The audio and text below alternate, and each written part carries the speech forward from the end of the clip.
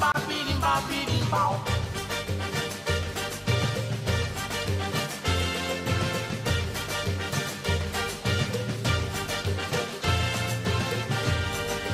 O birimbau sacode a poeira, Madalena, expande a tristeza y canta. Eu sou louco Aquí estamos nuevamente y vamos a ver otro informe más sobre el accionar de los buitres alrededor de este planeta. Lo vemos y después vemos qué onda. Los buitres no tienen límites geográficos. Tomaron protagonismo en Latinoamérica luego de la crisis de deuda de los 80. En 1996, en Perú, el fondo Elliott del multimillonario Paul Singer obtuvo una ganancia de 490% de su inversión inicial.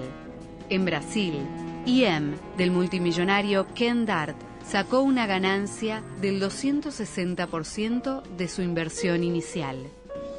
También han sobrevolado otras economías de la región, como Ecuador, Nicaragua y Panamá. En la actualidad, la crisis de deuda azota a los países desarrollados, que están experimentando niveles de desempleo y pobreza insólitos. En Europa, la crisis de deuda se profundiza cada vez más. Grecia va por su tercera reestructuración. El año pasado, la deuda griega llegó a un 160% de su PBI. Recientemente, obtuvo una quita del 75%. Pero se volvieron a endeudar en 130.000 millones para recapitalizar a los bancos y seguir pagando la deuda. Grecia, aplicando cada vez más ajuste fiscal, tiene un crecimiento económico del 7% negativo. El eurodiputado del nuevo partido anti-establishment español llamado Podemos cuestionó duramente al poder financiero que no votó nadie y que ataca a las democracias alrededor del mundo. La creación de nuevas instancias supranacionales no tiene que pagarse al precio de incapacitar a la ciudadanía. Nuestros pueblos no son menores de edad, ni colonias de ningún fondo de inversiones. No conquistaron y defendieron su libertad para entregársela a una oligarquía financiera. Señorías, la democracia en Europa ha sido víctima de una deriva autoritaria. En la periferia europea la situación es trágica. Nuestros países se han convertido casi en protectorados, en nuevas colonias, donde poderes que nadie ha elegido están destruyendo los derechos sociales y amenazando la cohesión social y política de nuestras sociedades. El gobierno de Mariano Rajoy lleva unos meses transmitiendo el mismo mantra. La economía española ha tocado fondo y 2014 será el año de la recuperación. Y los primeros en llegar al país han sido los llamados fondos buitre, fondos de inversión muy agresivos que han fijado su presa en el mercado inmobiliario español. El gobierno de Madrid está vendiendo viviendas sociales a estos inversores en un intento de mejorar su maltrecha economía. Casi 3.000 viviendas han pasado a manos privadas y sus inquilinos no saben qué será de ellos cuando finalice su contrato. De América Latina aprendimos que la deuda externa está diseñada para ser impagable. My real job was deal making. It was giving loans to other countries, huge loans, much bigger than they could possibly repay.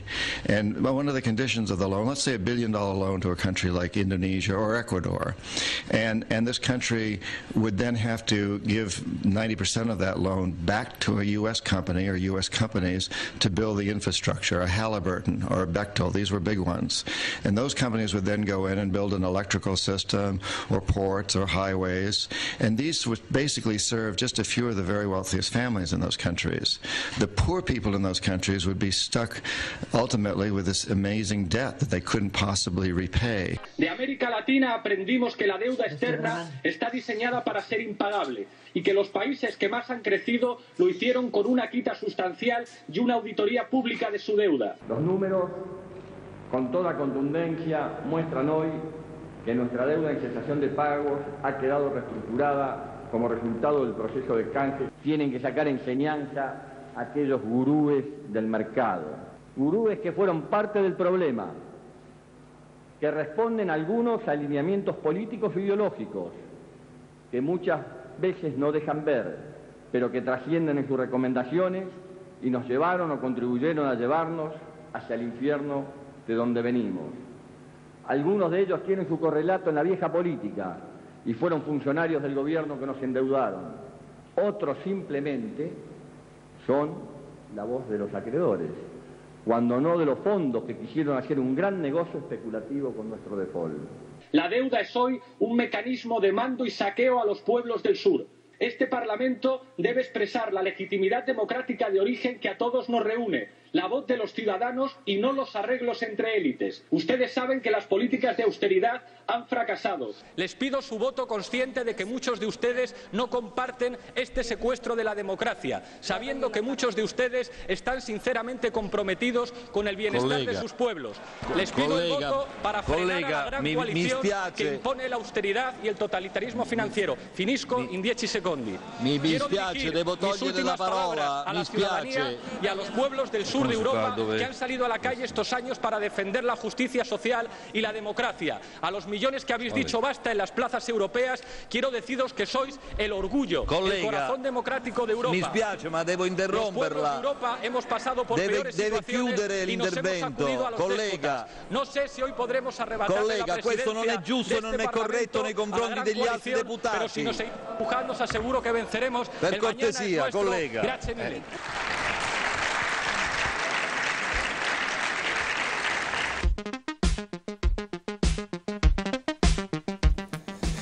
Bueno, a ver, Moyano, cuénteme. Que me parece importante el enfoque en el sentido de que, ya lo dijimos varias veces, la cuestión política es la que terminó resolviendo y no encerrando, no quedándonos encerrados en la cuestión técnica. Pero hay un dato técnico que me interesa preguntarle a Alfredo, porque cuando él lo explique vamos a tener dimensión de la gravedad en que estamos metidos más de lo que pensamos. En el estado de Nueva York, o sea, en Manhattan, quiero decir, perdón, no en el estado de Nueva York, el código dice que está prohibido, o sea, es ilegal para Manhattan que alguien compre deuda con la intención de litigar. Ah, mira. O sea, eso se lo preguntaba hace un ratito y Alfredo me explicaba qué es lo que hicieron en Estados Unidos con el caso Perú. Claro, porque eso es, para hacerlo de una forma muy sencilla, porque es la doctrina Champerty. La doctrina Champerty dice que no se puede comprar deuda si es para litigar. Entonces, de esa forma, para evitar precisamente este accionar de los fondos buitre. Sería como una cláusula antifondo buitre. Claro, no existían los fondos pero esto es una ley en Nueva York. Ajá. La cuestión es que eso fue el argumento que utilizó Perú para defenderse frente al ataque del fondo buitre Elliott del financista republicano Paul Singer. El juez de primera instancia, de apellido Sweet, le dio la razón. La Cámara de Apelaciones no le dio la razón, dio para atrás, con una interpretación tan extravagante como la del pari passu de Griesa. Volvemos a lo del pari passu de Griesa, el igual trato que le tiene que pagar a los dos, no importa cómo. Digamos, no es un igual trato, ¿no? Uno puede deducir de eso. Bueno, ¿qué es lo que dijo la Cámara de Apelación sobre el tema de la doctrina Champerty? Es que lo compran para cobrar. Entonces, ahí no está violando la ley. Entonces dice, bueno, pero se fue a un juicio. Bueno, el inicio del juicio fue incidental. No es que buscó iniciar el juicio. Entonces ahí pasé por enfrente del tribunal, me tropecé y caí. Vi luz prendida. Digo, para los que hablan de la seguridad jurídica. Bueno. Me parece que es importante. No, yo me corro un poquito de esta conversación tan instructiva para reparar en la intervención del hombre de Podemos, de Iglesias. Porque hay a mí me parece que hay un dato muy fuerte en esa intervención, que es la asimilación y la incorporación al discurso político en un país, no ciertamente un país de los menos importantes de Europa, de un acervo, de una tradición, de una concepción del mundo que me parece muy importante y que tiene 3 o 4 datos muy fuertes. En su intervención habla de el Estado-Nación, frente a la inocencia globalizadora donde todos íbamos a ser parte del mundo, cómo hay un sur agredido sistemáticamente por los que concentraron recursos y poder. Y habla también de la democracia, habla del secuestro de la democracia, que es, si uno repara en esto, hace unos años ese era un discurso que fuera de América Latina o fuera de países del tercer mundo era un discurso que no tenía referentes, era un mensaje sin referentes. Podemos sacó un 8% de los votos. Syriza en Grecia, que tiene el mismo discurso político y que también se apoya en la experiencia de los países latinoamericanos, es hoy la primera fuerza electoral, o potencialmente, pero lo fue en la elección parlamentaria. Hay algo muy importante que está ocurriendo en el mundo y eso contrasta con esta porfiada actitud de los grupos concentrados, sobre todo de los comunicadores de los grupos concentrados, que nos hablan como si el mundo siguiera siendo el mundo de los 90. Este es un cambio muy intenso y todavía no dio todos los frutos y los resultados que tiene que dar. Así que yo creo que también esto es importante para el tema de los fondos buitres. El conflicto entre los fondos buitres y Argentina hoy no es lo mismo que hubiera sido hace 10 años. Hay otra Argentina, pero también hay otro mundo, ¿no? Tenemos que hacer un corte, ¿no? Porque no somos capital ocioso, sino que facturamos para la televisión pública. Hacemos un corte y ya volvemos. Y ahí sí, no. Millones de dólares. Ahí vamos. Dale, Julito.